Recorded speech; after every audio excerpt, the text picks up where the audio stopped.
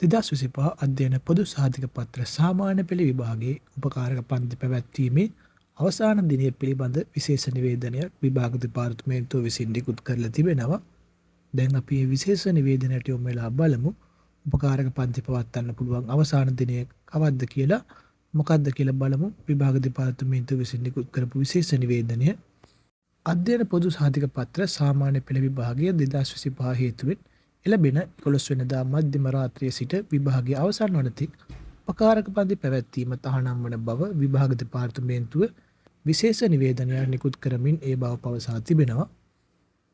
එම දෙපාර්තමේන්තුව වැඩිදුරටත් සඳහන් කළේ සාමාන්‍ය පෙළ විභාගය 17 වෙනිදා සිට 26 වෙනිදා දක්වා දිවයින පුරා විභාග මධ්‍යස්ථාන 3545 දී පැවැත්වීමට සියලු කටයුතු සූදානම් කර ඇති බවටයි. ඒ අනුව එළඹෙන 11 වෙනිදා සිට විභාග අවසන් වන තෙක් උපකාරක පන්ති පැවැත්වීම සම්මන්ත්‍රණ වැඩමුළු ආදිය පැවැත්වීම සම්බන්ධ සියලු සේවාවන් තහනම් වන බව විභාග දෙපාර්තමේන්තුව විසින් නිකුත් කළ විශේෂ නිවේදනයේ සඳහන් වෙනවා. මේ වගේ වැදගත් වීඩියෝ දිගටම බලන්න අපේ කවි ස්කේල් කේ YouTube channel එක subscribe කරලා එකතු වෙන්න.